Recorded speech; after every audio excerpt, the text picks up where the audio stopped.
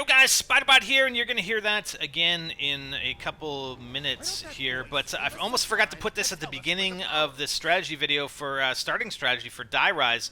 But one thing, just ensure that you have this. I mean, you can do it without it, but it just makes sense to have your persistent Juggernog before you try and do solo stuff. It's just going to help. I mean, if you get up to round 6 or whatever, and you know you don't have your jug yet, and you're trying to get your free perk on round 5 with the minions, you just don't want to get down with a double swipe, especially with the zombies. I mean, zombies are so quick at double swiping, so you want to make sure you have your persistent jug. Well, I don't have it right now, so this is what I'm going to do to get it. What you want to do is just simply buy Quick Revive, and then get down by the zombies. So we're going to jump down here. The Quick Revive happens to be at the bottom. We don't have to open up any other barriers. So grab our Quick Revive, and not sure if you have to do it, but you may as well. Just let the zombies swipe you a couple times before you let him down you. Alright, so let's go up to the zombie. Hey zombie, what's up? Let's go swipe. Let's recover. Let's swipe. Again, I haven't even tested it to see if you could do it, just let him swipe you, but it only takes a few seconds to let him swipe you a couple times, right? And then we're going to let him down us here. So we did it 5 times, whatever, and then 6. Okay, Spider, I think that's enough. Oh, there's another zombie there. And then we're going to let him take us down. And what'll happen at the end of this is you will get your persistent perk for Juggernog, and basically without Jug you can take 4 hits before getting downed, and that's what you want to do. You want to make sure you have that before you start your solo strategy, and that's what I did. So let's get right into the starting strategy video right now and say hello again. Yo guys, SpiderBot here. We got a little starting strategy for you here on Die Rise. First time I've actually sat down to play Die Rise solo and really come up with the, I don't know, what I think is probably the most effective and efficient way to start off here on Die Rise in the beginning rounds. I'm going to take the elevator right away. Honestly, these zombies in this hallway, especially in this first round, they spawn in so much more quickly down here than they do in the spawn room, and I'm gonna send the elevator back up just because it's a thing to do. In case I get back into that spawn room ever, I don't expect to ever have to go back into the spawn room, but if I wanted to and I could take the elevator again, then that's what I do. So I'm gonna go try and get these guys, try and double them up. 6 shots to the body, as always in COD Zombies. That's what I do. I know people mention, well, you can probably get 8 shots to the leg, whatever. You know what? By the time you get to round 2, you're going to be out of ammo and possibly get a max ammo anyway, so it really doesn't matter that much. But you definitely do want to maximize your points here early on, because there are some things that I want to do specifically in the very early rounds. Now, that zombie happened to die off, so we're going to see a couple of examples here where I could have got more points than I ended up with, and I wasted a few points a little later, but still, by round 13, if you follow this, and I did get lucky. Admittedly, I did get lucky with the minion rounds. I got a minion round on round 5, round 9, and then round 13. So by the end of round 13, I had all 6 perks. I had my 3 guns, not the 3 that I wanted, 2 that I wanted, so I'm building the Slickofire, and that's going to be a necessity later on. And if once you do this a few times and you know where the parts are, it's very, very easy. The only doors you have to open are the double doors to power and 1 single door in order to complete the construction, possibly, of the Slickofire. I think every single time I've built the Slickofire, I've had to open this door, and there's usually always a part right there. So I think, like I said, I think 100% of the time you have to open up 1 additional door in order to complete construction of the Slickofire. I wouldn't open the couch. The couch is 1,000. You know, the couch at the bottom of the stairs, right across from the workbench for the Slickofire. It's 1,000. So I would normally, use the elevators. It's kind of a pain in the ass, but normally use the elevators and open the doors. Saves you 250 points. And again, early on, especially trying to get into a position where on round 5 you're comfortable dealing with the minions and able to get that first free perk.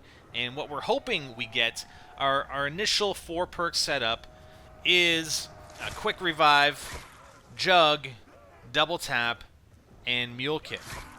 Okay, so ideally, and if you know the prices of those, quick revive 500 points. What is it? Jug 2,500, double tap 2,000, and mule kick 4,000. Mule kick is the one that you're hoping is the free perk that you get first. But we'll see what I actually end up getting here, which is rather unfortunate, but hey, not much you can do about it. Okay, so we're just waiting on the elevators so we can go up and complete the construction on the liquefier. You can also, what I would recommend you do if you wanted to in the early rounds, and I don't see really any need of building the trample steam in the early rounds. But you can without spending a whole lot of points, if you ensure that there is only one component of the trample steam in the starting room, in the spawn starting area.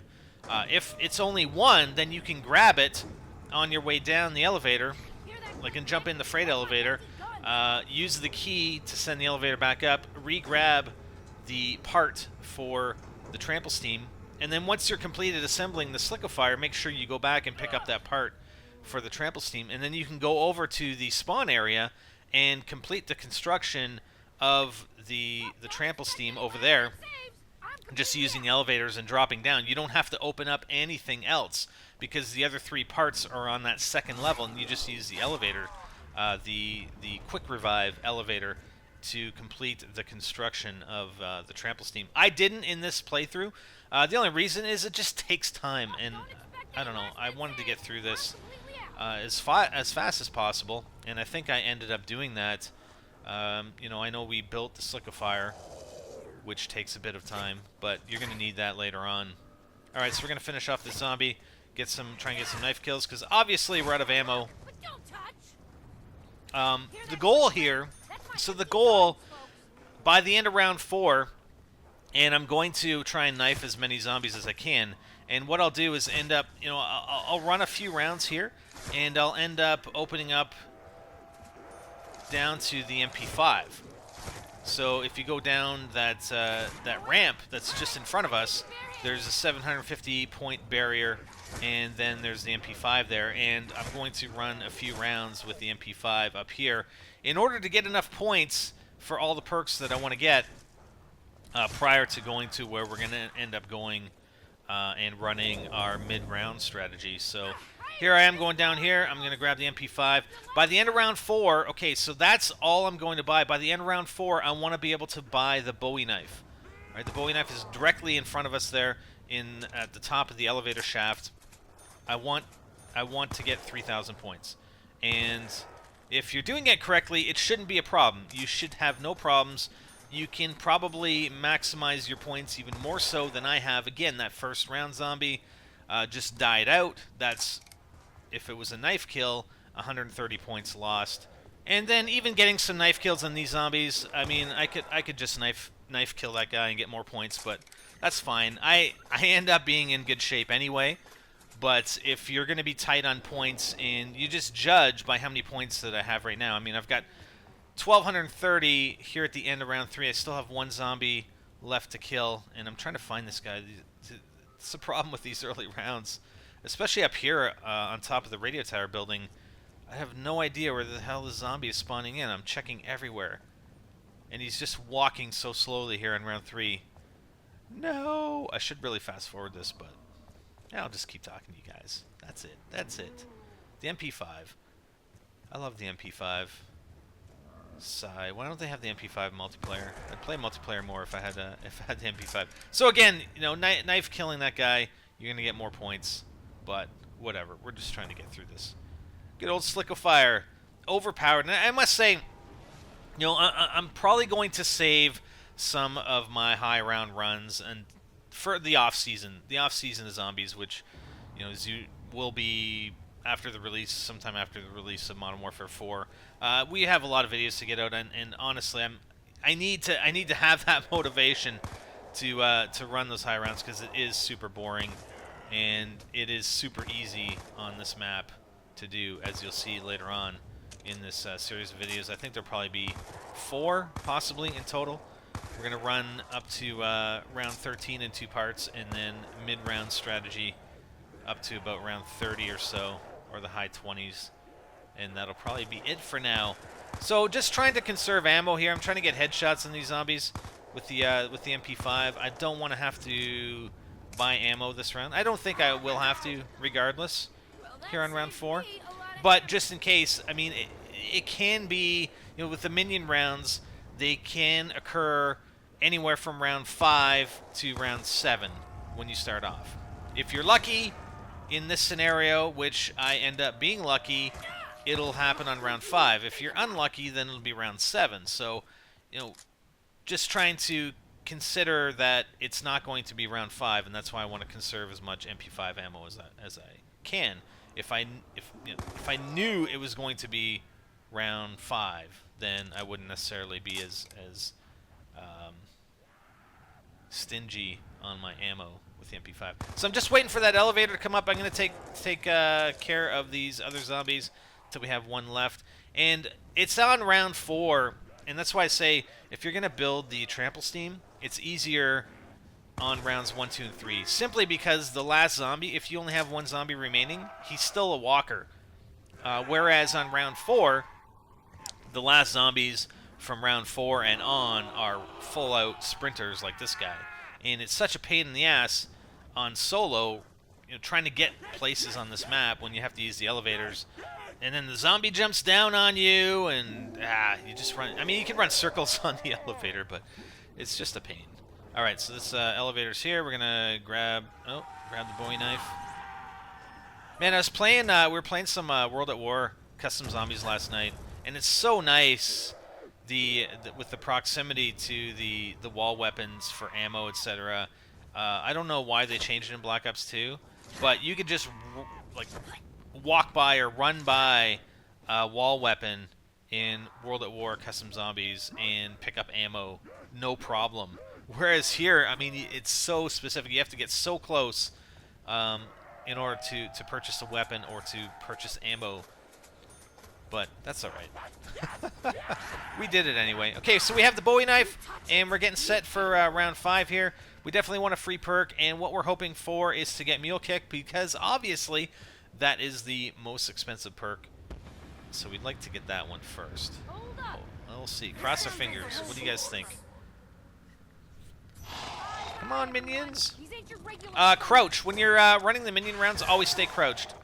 When you're meleeing them, or, you know, if you're not meleeing them even, stay crouched, because you'll have the best chance to either shoot them if you're using weapons, or to melee them, or whatever. So it's a one-hit kill, and these things get stronger. What I end up doing is replacing, later on, I end up replacing the Bowie knife with the Galvaknuckles, simply because these guys, it ends up being a 2-hit kill.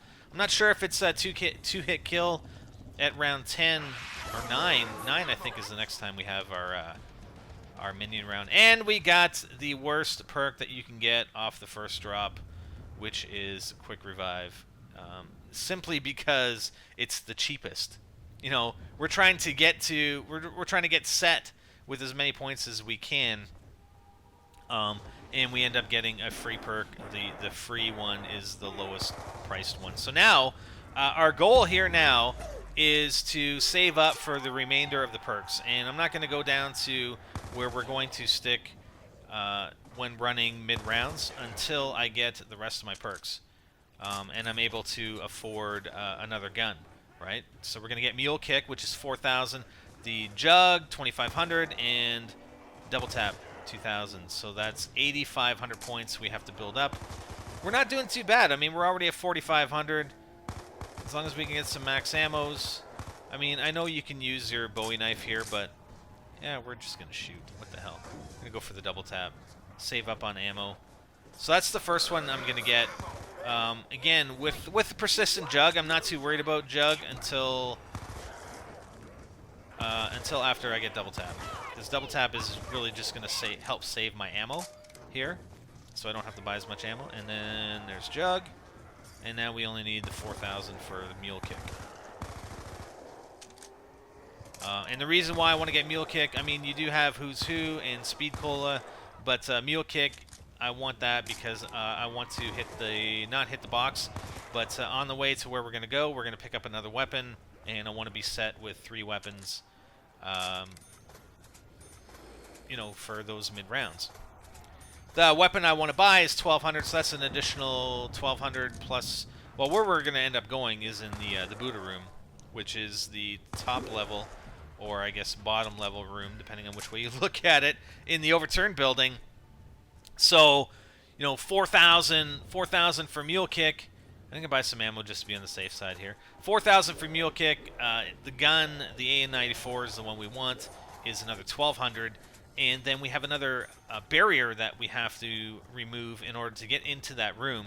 So that's another 750. So really, we need to be at, what, 5,200? 59, just under 6,000 points in order to get over there. And you don't have to open any other doors. We can get into the spawn building and get down to where we need to go to get to the overturned building without having to remove any other barriers. So that's it. We just... Oh, double points. Sweet. So that's it. We just need the 6,000 points. And we're just going to stay up here until we get it. That's right. That's right. That's what we're going to do. We got a zombie coming through the window here. Nuh-uh. Not in my watch, baby.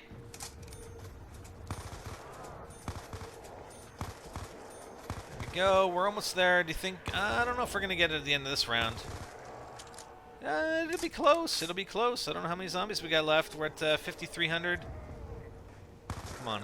That's not the last one, obviously. Yeah, we might have to go another round. Damn it. Possibly. Do I go another round? I don't even know if I go another round. Let's see. Maybe not. Ooh, we might have enough. We're at 5820. That's pretty damn close. That is pretty damn close, so we're going to take off. Yeah. Oh, actually, no. Sorry. You know what? 2 other things I want to do. And this is where I screw up, because I thought... For some reason, I thought Mule Kick was over here. So I do screw this up, so I'm going to have to go to round 8 anyway. The other 2 things that I want to get before I go down into where we're going to go are Semtex and Claymores. So that's another 1,250. So by the end of round 8, we'll have everything we need. And the mistake I make here, like I said, I jump down here thinking that's Mule Kick when in fact it is Pack-a-Punch, and I end up having to waste 1,500 points that I really didn't have to waste until later on at this point in time. So, you know, like I said, you could be down there. You should be able to easily be down there. You know, round 7 is going to be tight, depending on what perk you get for your first free perk. But round 8 easily, and that's what we're going to do. All right, so we'll catch you on part 2 coming up very, very soon. Hope you enjoyed starting strategy on Die Rise. I'm Spider, and I'm out.